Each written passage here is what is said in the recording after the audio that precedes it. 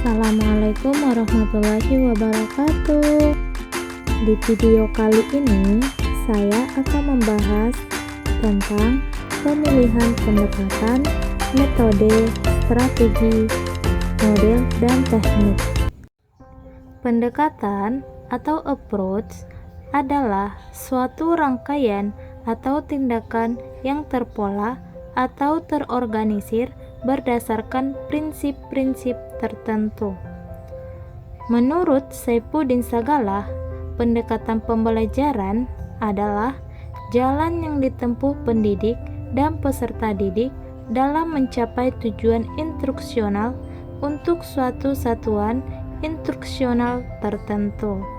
Nah, kata kunci dari pendekatan yaitu dia memiliki prinsip-prinsip. Nah, dari prinsip-prinsip inilah baru dikembangkan menjadi sebuah pendekatan. Nah, pendekatan dalam pembelajaran secara umum dibagi menjadi dua. Yang pertama, pendekatan pembelajaran berorientasi kepada guru atau yang disebut dengan teacher-centered approach. Pendekatan ini berpusat pada guru dengan menempatkan siswa sebagai objek di dalam belajar. Adapun kelebihan dari pendekatan ini adalah siswa lebih mudah menerima informasi.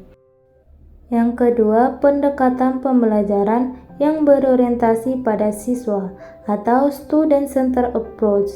Nah, pendekatan ini menempatkan siswa sebagai subjek dalam belajar dan sebagai pusat kegiatan belajar. Nah, sekarang membahas macam-macam pendekatan.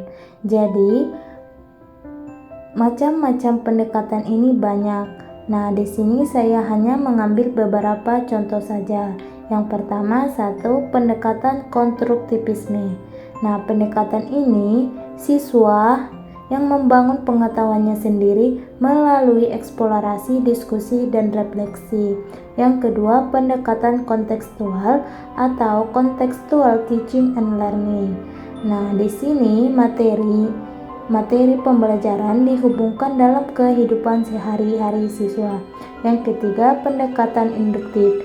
Nah, pendekatan ini dilakukan dengan pengamatan khusus dan kemudian mencari pola. Yang keempat, pendekatan deduktif. Nah, pendekatan ini dimulai dengan ide-ide umum dengan menggunakan hipotesis. Yang kelima, pendekatan pemecahan masalah atau problem solving. Nah, pendekatan ini fokus pada pemecahan masalah. Yang keenam, pendekatan saintifik. Nah, pendekatan ini melalui 5 tahapan. Yang pertama, mengamati, menanya, mengumpulkan informasi atau mencoba, menalar atau mengasosiasi, dan kemudian mengkomunikasikan. Yang ketujuh, pendekatan kooperatif. Nah, pendekatan ini dilakukan dengan cara saling membantu satu sama lain atau yang sering disebut dengan diskusi. Yang kedelapan, pendekatan tematik. Nah, pendekatan ini mengintegrasikan beberapa mata pelajaran ke dalam tema tertentu. Yang kedua, saya akan membahas tentang metode. Kata metode berasal dari bahasa Yunani, yaitu metodos, yang terdiri dari dua kata, yaitu meta dan hodos. Meta artinya menuju, melalui, mengikuti, atau sesudah. Hodos artinya jalan, cara, atau arah. Nah, secara harfiah kata metode artinya adalah cara atau jalan yang harus dilalui untuk mencapai tujuan tertentu. Jadi, pengertian dari metode pembelajaran adalah cara yang digunakan guru dalam menyampaikan materi. Dalam Permendikbud nomor 22 tahun 2016 yang berbunyi bahwa yang wajib ditulis di dalam RPP adalah metode. Jenis-jenis metode pembelajaran. Nah, jadi jenis-jenis ini juga banyak. Nah, di sini saya hanya mengambil beberapa contoh saja. Yang pertama, metode ceramah. Nah, metode ini dilakukan dengan menyampaikan materi secara lisan dari guru kepada siswa. Yang kedua, metode diskusi. Nah, metode ini menuntut supaya siswa aktif berpartisipasi dalam pembelajaran. Yang ketiga, metode tanya jawab. Nah, guru memberikan pertanyaan kepada siswa dan siswa harus memberikan jawaban. Yang keempat, metode demonstrasi. Nah, metode ini melibatkan guru di dalam pembelajaran. Yang kelima, metode latihan atau drill.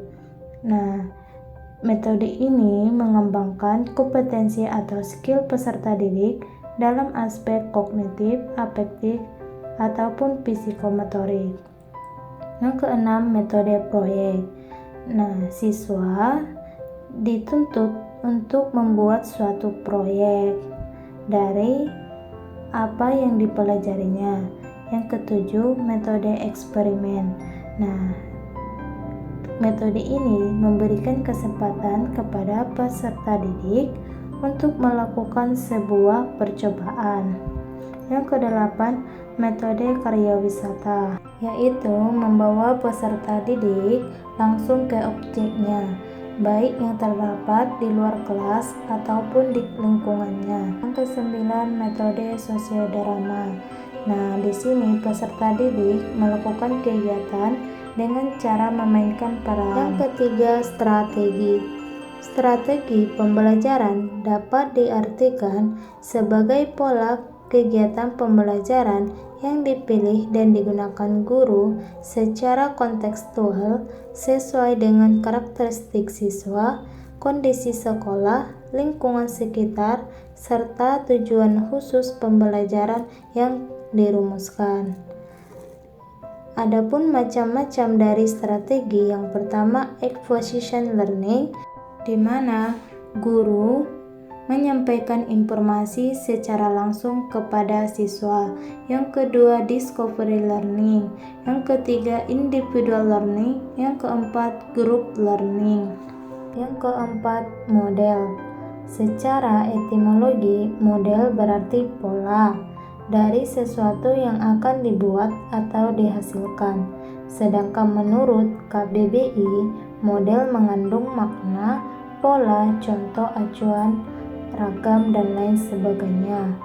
Jadi, model pembelajaran adalah sebagai rancangan yang menggambarkan proses dan menciptakan kondisi lingkungan sehingga peserta didik dapat berinteraksi, berubah, dan berkembang.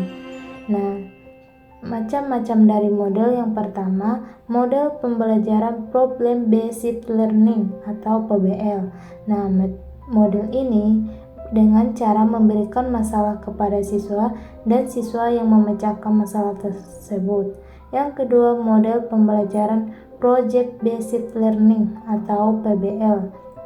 Nah, model ini yaitu dengan membuat sebuah proyek yang dilakukan secara bersama-sama atau menghasilkan sebuah produk.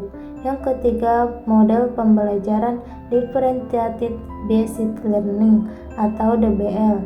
Nah, model ini menyesuaikan kebutuhan, minat, dan kemampuan siswa dengan menggunakan berbagai strategi pengajaran. Yang keempat, model teknologial pedagogical content knowledge atau TPEC. Nah, model ini menggabungkan pengetahuan dengan melalui teknologi.